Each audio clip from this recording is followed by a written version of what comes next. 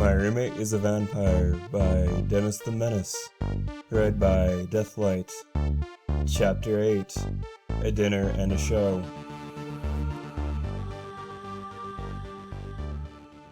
It was one of the few times I was actually grateful for lacking a horn, despite me sticking out like a sore hoof. I was actually starting to feel sorry for Vinyl Scratch. There was nearly a dozen different types of forks, spoons, and knives, all specifically suited for eating a particular dish on a silver napkin. Lacking the ability to levitate objects meant that the lowly earth pony I was forgiven for eating messy. I caught her staring at my parents' horns. I squeezed her hoof tightly. Things got off to a kind of start that made you wonder why I had even said yes. What made you think it was even a good idea in the first place? If there was a time to get absolutely wasted, this was it. Pleased to make your acquaintance, Vinyl Scratch. Or would you prefer to call me by your stage name, DJ Poem 3? Vinyl Scratch is perfectly fine, she replied without a beat. Tell me, Octavia, darling, how did you two meet? I cleared my throat, looking up from the menu I had studied for 5 minutes, keeping my ears turned towards the conversation. As you know, Mother, I found myself, financially challenged. After that gala fiasco, yes, I'm aware, Mother interrupted. I moved to Manhattan since it was all I could afford at the time, I finished. I honestly don't understand why you didn't simply move back with us, dear, my father suddenly said. I bit back a retort. Why do you think? If I had found myself to be stricken with poverty, unemployed and not even a bit to my name, starving out in the cold streets, I would have still slept on the sidewalk rather than crawling back to them. Well, I wanted to be financially independent, I smirked. Your wardrobe certainly reflects that, she smirked. My face fell slightly, keeping my expression neutral. Says the mayor with more frills and laces than a lingerie store, with a husband who looks like a penguin. A brief respite came when a waitress came to take our orders for appetizers, gazing down upon Vinyl and I, as if we were dregs of society. Could I have some garlic bread? Vinyl paused. Hold the garlic, and could I have a glass of water? The desire to give myself permanent brain damage was overwhelming. I'll have what she's having, I said simply. With some scotch. I was gonna need something strong. Scotch? He chuckled. I believe you've raised a mare with expensive taste, my dear. Mother was less amused. Such strong alcohol, I continued. As I was saying. And you said you met Vinyl Scratch where? I paled. In, I squeaked. Club? A nightclub, dear. I thought I taught you better than that. Mother gave me the look. That disappointed, disapproving look that meant to shame me. There were some extenuating circumstances, I nearly shouted, slightly panicked. I met Vinyl in the club. Were you drinking? She inquired. We were absolutely smashed beyond belief. Not at all, Mother. I'm certainly not the type of mare, and neither is Vinyl. She smirked, seeming satisfied. Good. I'd like to get to know you a little bit more, Vinyl Scratch, if you don't mind. Of course. Our appetizers came, and I realized all too late that I had gotten bread and butter. Imagine being able to eat with only your mouth. Butter, margarine, they were all the same. Incredibly delicious, fattening, and messy. I decided to settle for the bread when I saw Vinyl's horn glow. Vinyl held a piece near my face. Have a bite, she grinned. She was trying to feed me. I wanted to die right there in the spot. I laughed, a bit too loudly. Oh, Vinyl! It would have been a flip-off for me to refuse, so I leaned over and took a dainty bite. What would you like to know? Vinyl asked. Anything you'd be comfortable with telling us, my mother answered politely. Vinyl paused. Well, I was born in Ponyville. I lived there for 18 years and set off to pursue my musical career in Manhattan, and occasionally Canterlot. Good job, Vinyl. Her answer was vague enough so as not to be too specific, but enough to keep the conversation going. I found myself a little interested in her background myself, having no knowledge prior to meeting her in Manhattan. Born in Ponyville?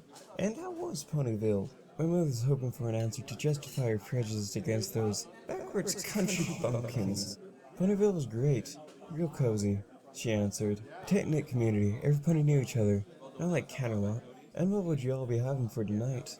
The waitress rudely interrupted. I'll have a potato salad, Vinyl answered, and some corn on the side. The stir-fry, please, I said. She works as a DJ in Club Canterlot. I continued, hoping the prestigious nature of the nightclub would impress her. A disc jockey? No, not a disc jockey, I threw in, stammering. She also produces her own music. Perhaps you heard of the song Equestria Girls? She worked on that song with the Elements of Harmony. Isn't that right, Vinyl? Oh yeah, Pinkie Pie sang the vocals. The Element of Laughter? My, What an honor. Mother's eyes raised. Quite the one-hit wonder, I must say. Though I'm afraid I'm not much of an enthusiast of pop music. The way she made it sound like it was worse than death. Her off-of comment about Vinyl's song being a one-hit wonder made my blood boil. It was insulting. However, Vinyl took it all in stride. Thank you. I could scarcely go outside without hearing it, my father added snidely. I asked Vinyl instantly. I believe you did a fashion show in Ponyville as well. She nodded, smiling. From its rarity, I met her through my mother, who connected us together. My mom's a fashion photographer, you see. That got my mother's attention. What an honor. Carousel Boutique's fashion is quite prestigious and kinda lot. And for a while, our conversation ended, leaving an awkward pause with only music and chatter in the background to fill the silence as we ate. Vinyl stabbed a fork into her dish, taking a bite with a loud, obnoxious crunch. I cringed, glaring at her. Vinyl? I grunted. I thought you ordered potato salad. Vinyl thankfully swallowed and wiped her lips before answering. I did. Potato chip salad. The velocity at which my skull would have collided with the table would have been enough to send Vinyl and I on a vacation to the moon, with enough speed left for a round trip. Vinyl and I got to know each other as we started to hang out a bit more. I explained, leaving out plenty of details. Hang out?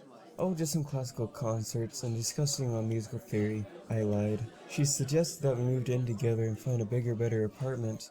And well, we've been together ever since. I smiled, closing my eyes in a satisfied manner. She raised her eyebrow. I meant living together, not together. I laughed nervously, tugging at my collar. That would be quite improper of me to suggest that she and I were, well, together. Mother gasped. Your neck! I choked, covering it immediately. The bandages, my mother shrilled. What in Equestria happened to your neck? Vinyl came to my rescue. Don't worry, we were just, horsing around the other day. I jumped in. Yes, just the two of us getting a bit too friendly and getting tangled up. Nothing to worry about. Mother eyed us suspiciously. Show me. I gawked. Here? Is it a bruise or a cut? I stammered. I don't think the other guess. I stuck in, speaking loudly as I could. Would approve of having blood everywhere. I saw Vinyl lick her lips at the thought. Did you go to the hospital? My father inquired. Goodness, it sounds severe. Subject change now. So what's for dessert? I sheepishly asked.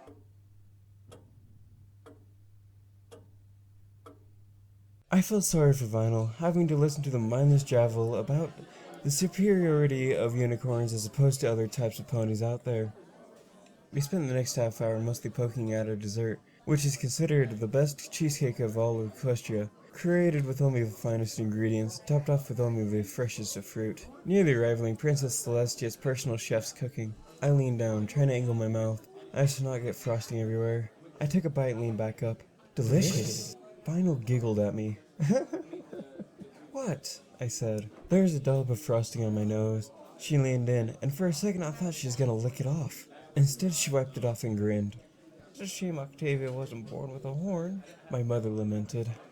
Yeah, Vinyl said, not exactly agreeing. She looked like she was ready to crack. I considered using a knife to lobotomize myself. I decided the fork would be better suited for my purposes. Still, I think it's amazing how far she came, despite her disabilities. Just eat the cake, Octavia. Don't listen to a word, not a word. Ouch, my father exclaimed rather lamely, examining his hoof. I suppose that's what you get for trying to eat cheesecake with a fork and knife. I believe I cut myself, he said, using a napkin to wipe away his incredibly minute cut. 100 bits they're going to soon. Vinyl sucked in sharply, her eyes a faint tint of red. I could see her lip quivering. I followed her gaze to the silk cloth, where there was a drop of blood. She clenched her jaw and closed her eyes. Oh no.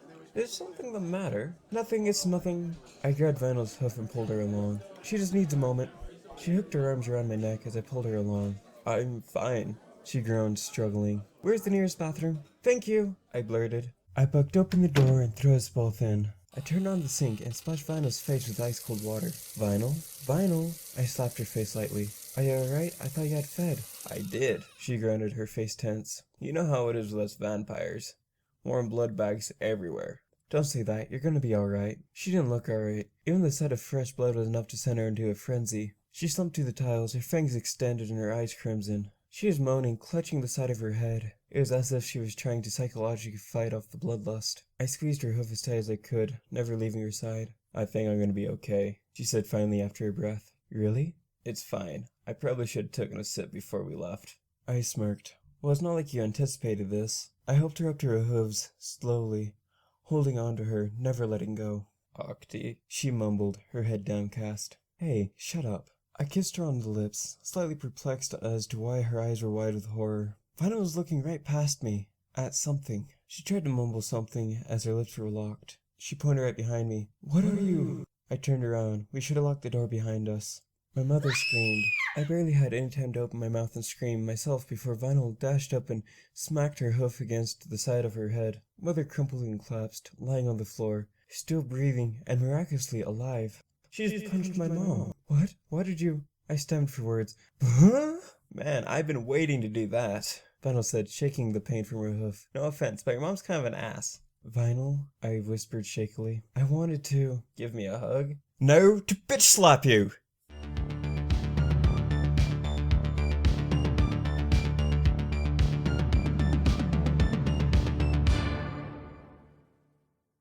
Okay, everybody, hello. Sorry about Octavia and Vinyl sounding the same, but as I said in the last one, it is really hard to try to make them sound different, especially since all I do for vinyls is just add some reverb and rust, or whatever you want to call it, to Octavia's voice to give vinyls. So yeah, so sorry if you get a bit confused here. I tried my best, but I have only been doing this for not even a month, truly. But siblings. Anyways, I don't know. I'm gonna be kind of busy next weekend, but I'm hoping I can at least get what I want to get done, because I've already got like a thing I'll record. I just need to edit it. But this weekend I need to record all my Christmas fix, and you're gonna be seeing what they are, and I'm pretty sure you might enjoy them. So, see you later.